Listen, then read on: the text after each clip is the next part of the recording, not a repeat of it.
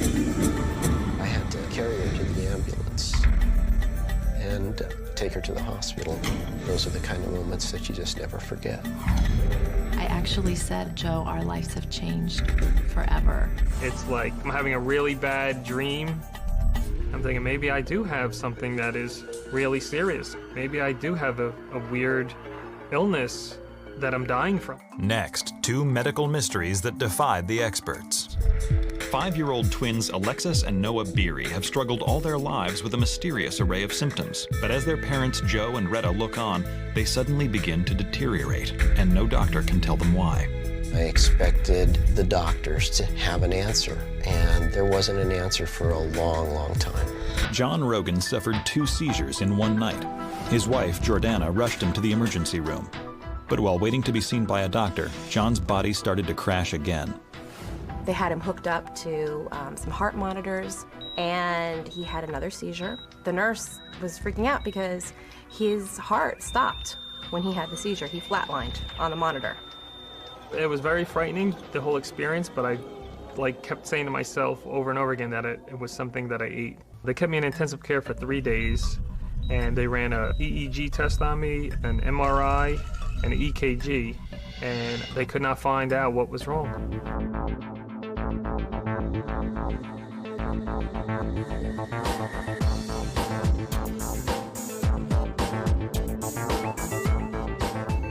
In 1996, Retta Beery discovers she's pregnant for a second time.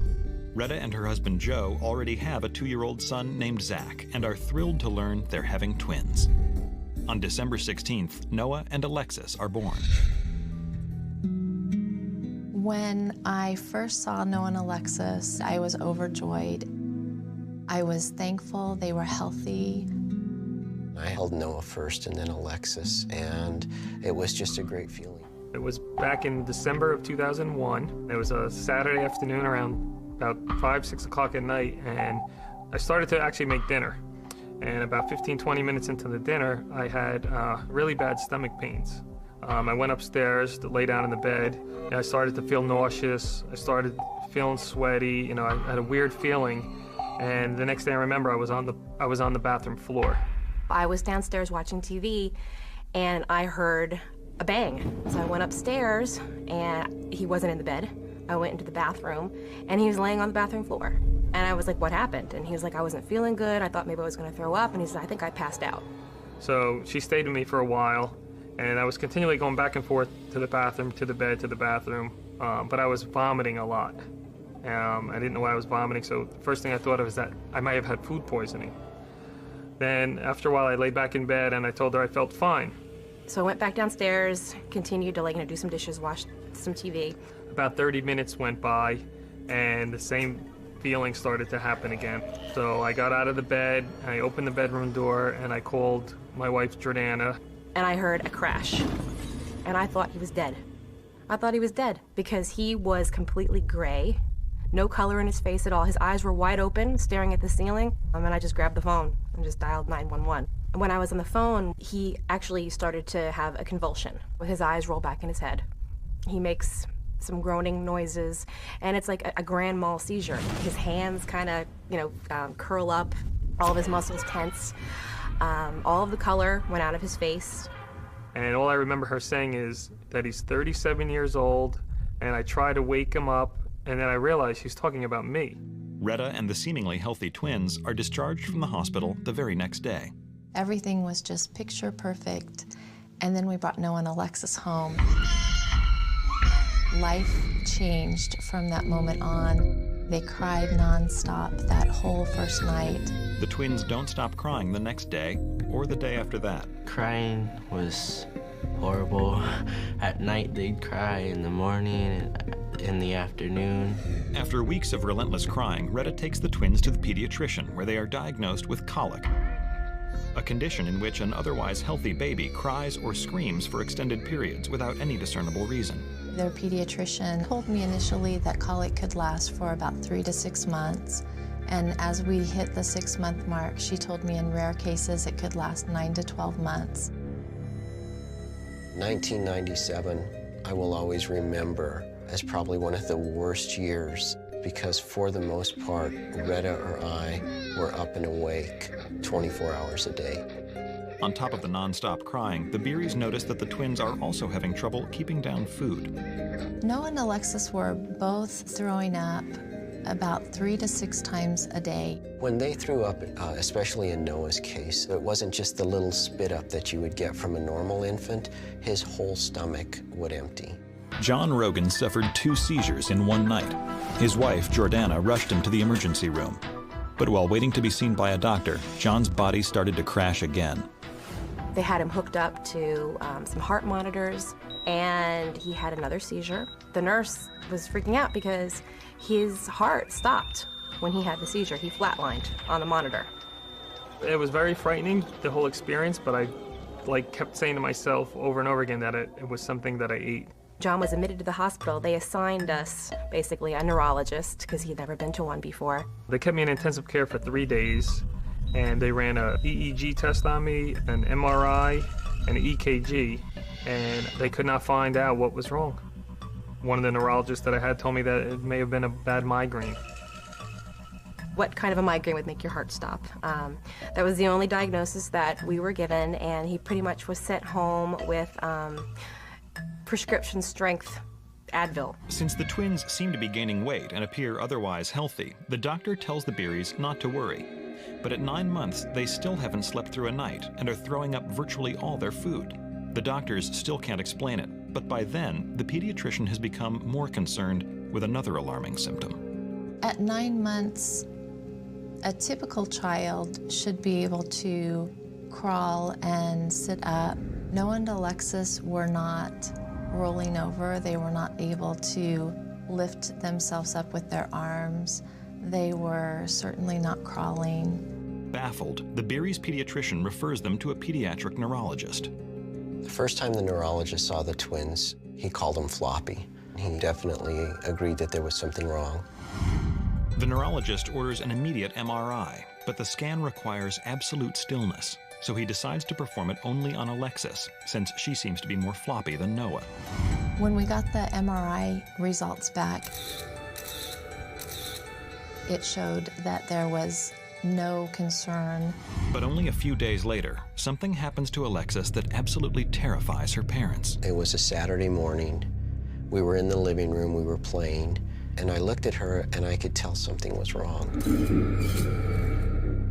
Joe came running in with Alexis, and he told me that she had just had a seizure. We called 911. It was really hard because I had to carry her to the ambulance and put her in the ambulance and take her to the hospital. Those are the kind of moments that you just never forget. Despite the frightening symptoms, John was discharged from the hospital after 5 days.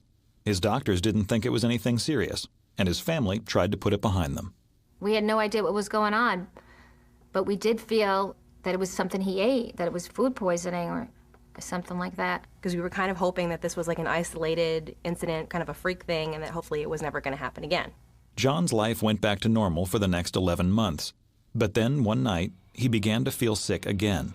About a year later, in November of 2002, he had another seizure.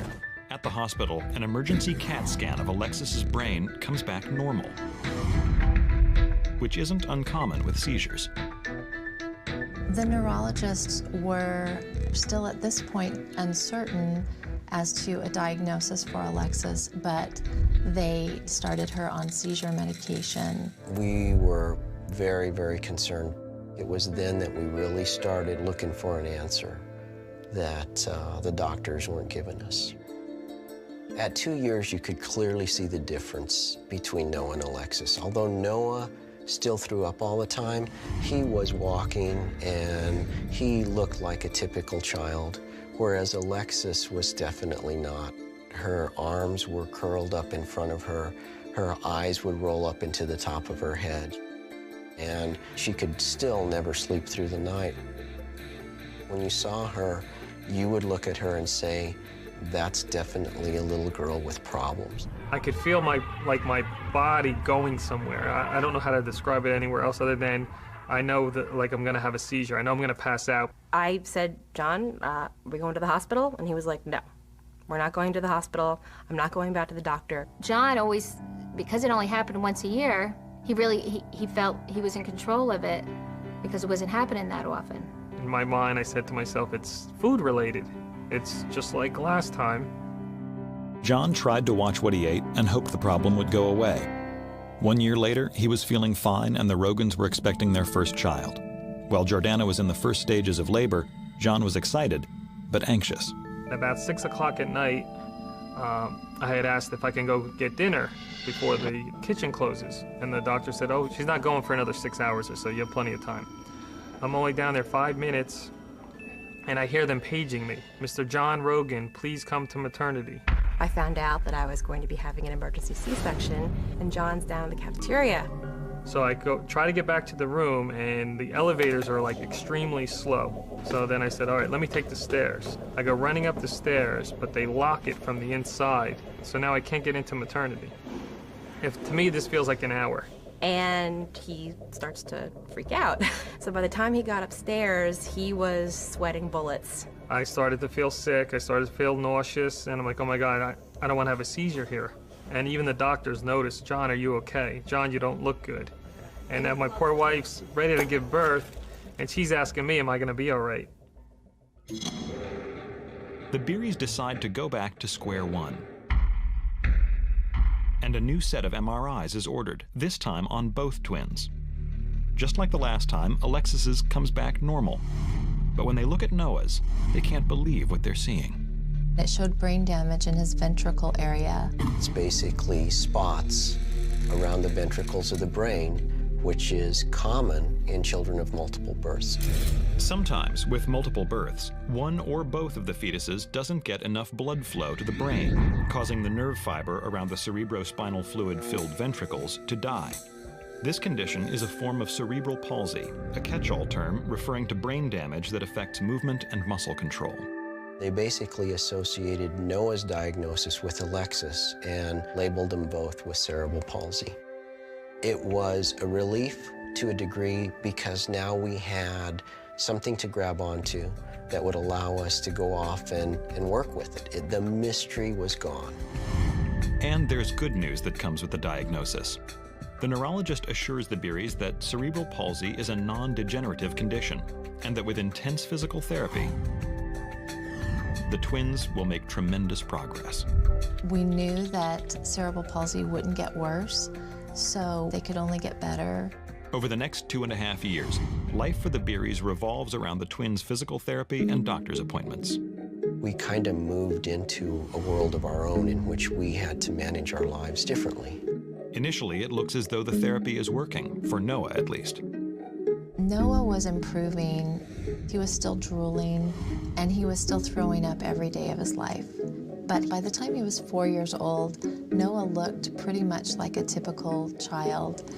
You wouldn't know anything physically was wrong with him. That episode, and the birth of their son Patrick, made the Rogans reevaluate their situation. It really made us, think, well, gee, this isn't just affecting us anymore. This is also affecting Patrick. And we need to make sure that we're both healthy so we can be there for him. That's when I said, I'm ready to go to the doctor. Almost 3 years after his first seizure, John went to see a new neurologist, Dr. Eric Engelstein. Right from the first, 30 seconds that I saw him, I just saw a big difference. Dr. Engelstein made us feel like he was going to do everything he could to try to figure out what was going on.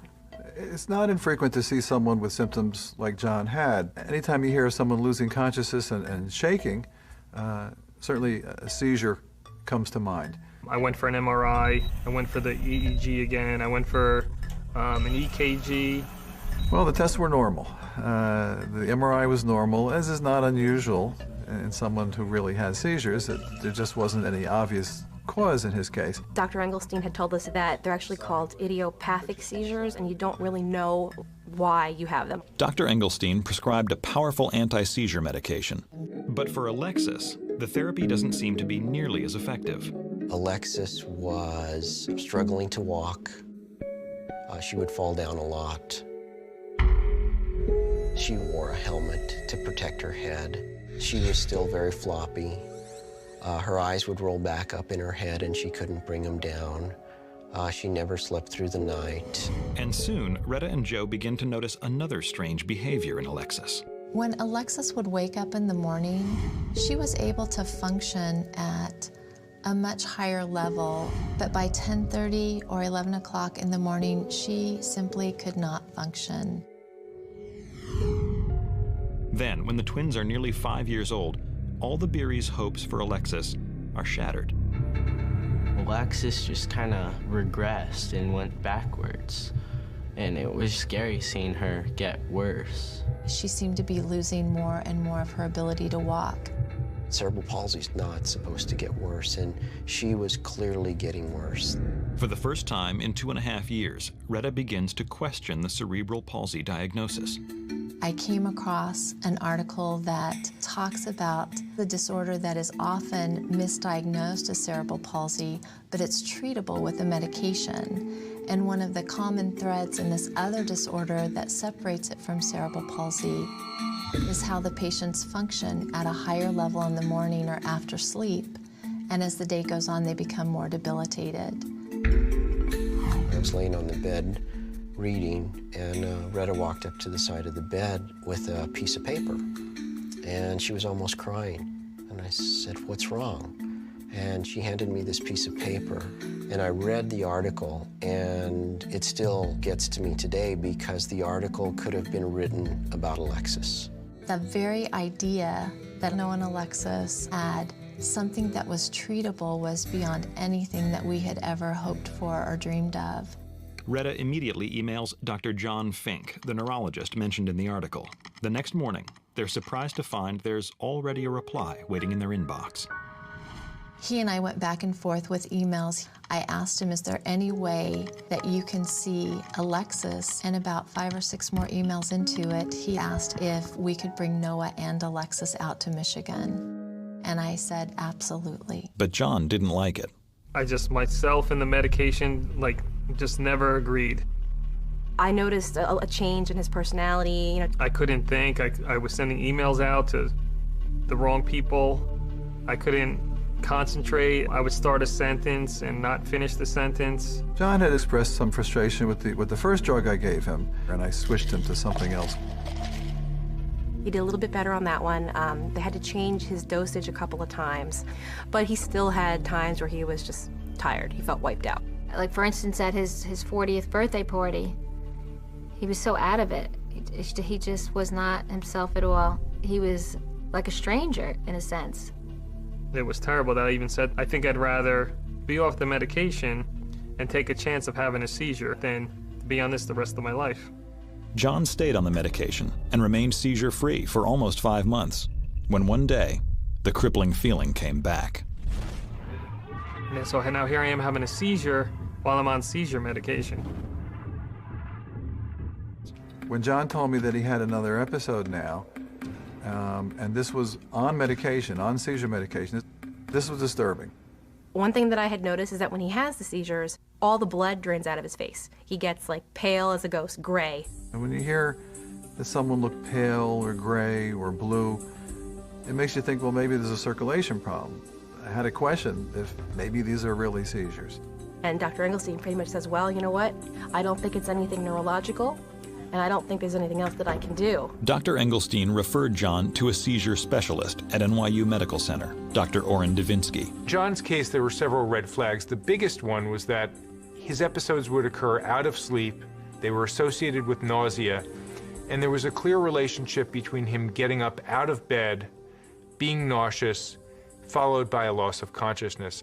The Beerys are full of hope as they board the plane to Ann Arbor, Michigan to meet Dr. Fink. I was initially skeptical when I read Mrs. Beery's email. After the article appeared, we had thousands of letters from individuals wondering if they had this treatable neurologic disorder. Most of them had unrelated neurologic conditions. Dr. Fink examines Noah first. In contrast to his twin sister, Noah had a brain MRI scan that showed there had been some areas of brain injury, common in children that have cerebral palsy. He had had significant motor delays, but he had overcome them with physical therapy. It seems at this point that the cerebral palsy diagnosis is accurate, and the Beeries have come in vain. Then Dr. Fink turns to examine Alexis and finds something very different. Alexis had a number of neurologic symptoms. She had impaired gait. She tended to walk on her toes. One of her feet was turned in. She had difficulty with her head control. The eureka moment came when I examined her arms. She's having a lot of difficulty using her hands, but it's not because of spasticity that I would attribute to cerebral palsy. This, plus the history of worsening, plus the history of diurnal variation, fluctuation in her symptoms during the day, it clicked. Maybe this is Sagawa's dystonia. Sagawa's dystonia is often misdiagnosed as cerebral palsy, but isn't a form of brain damage at all. It is caused by a shortage of the chemical dopamine. Dopamine relays information between the neurons in the brain. Without it, the brain's signals to the muscles go haywire, making it impossible to control movement. Dr. Davinsky told John he wanted to keep him in the hospital for 3 days of testing and observation.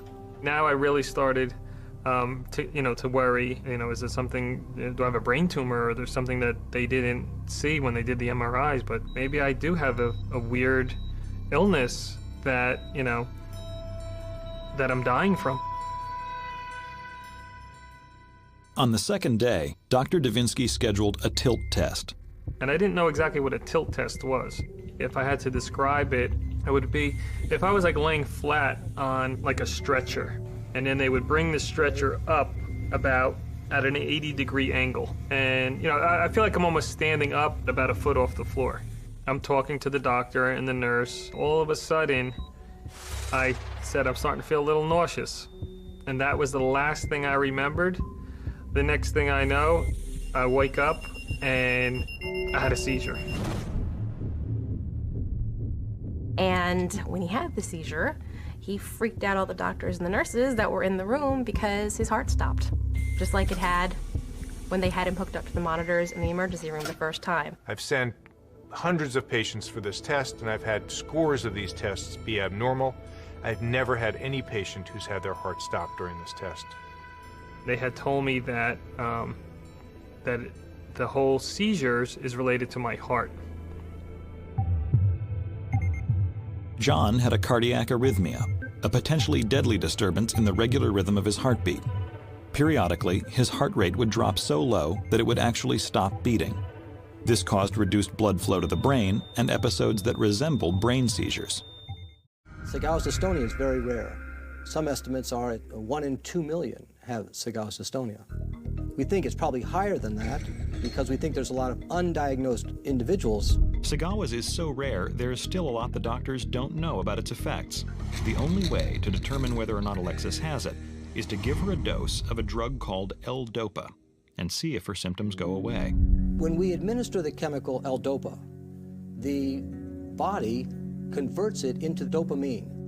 An individual with very severe neurologic impairment gets dramatically better by giving this chemical. The Beeries leave Dr. Fink's office with a dose of L-Dopa. Dr. Fink asks them to return the next day so he can see how Alexis reacts to the medication. That night we gave her the first dosage and we went to bed. We woke up the next morning and realized Alexis slept through the night. We gave Alexis a quarter of a pill after breakfast, and we go to the rental car, and Alexis at this point is walking with her hands down, and she gets into a car for the first time on her own with complete balance. She pulls her seatbelt down for the first time in her life. And Joe and I were in the front seat. We looked at each other and we had tears in our eyes. What was happening was the days I was having the seizures, my heart rate and my blood pressure would drop so low that it would pass out and cause me to have the seizure. John was overwhelmed when the diagnosis was presented. I think in incredible sense that an answer had finally been obtained. I was actually relieved. I was actually happy.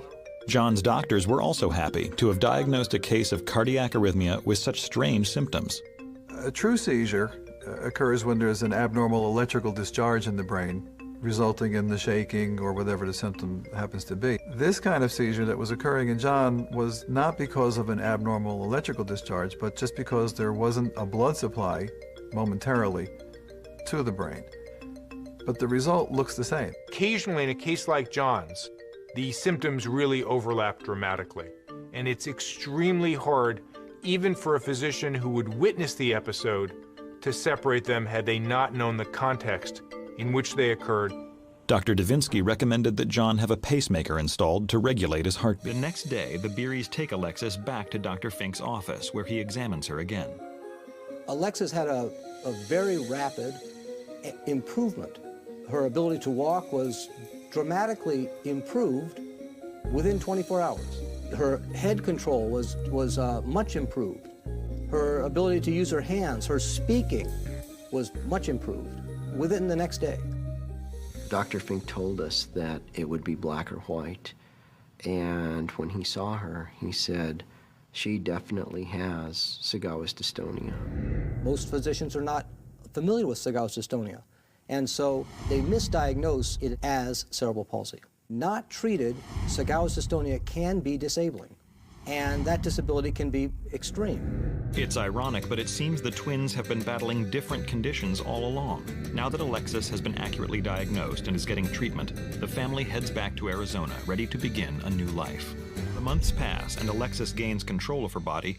Noah suddenly starts to change. Noah's right foot started to turn in, he started drooling, and his feet started crossing center. The family jumps on a plane and heads back to Michigan to see Dr. Fink. Noah began to show progressive neurologic impairment. He started tripping, stumbling, crossing his feet, turning his feet inward, and that progressive worsening indicated that this was not cerebral palsy alone.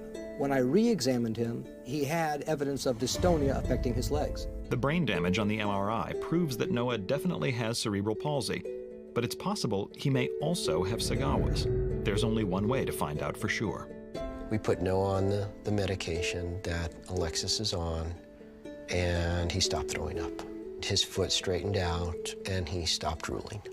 At that point, it was clear, since we'd already established that his sister had dope-responsive dystonia, that Noah did too. There's no defined relationship between Sagawa's and vomiting, but like Alexis, as soon as Noah started treatment, his symptoms disappeared, including the vomiting.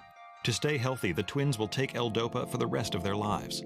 And today, just 6 years after starting treatment, Noah and Alexis have made an astonishing recovery. I think they have an excellent prognosis.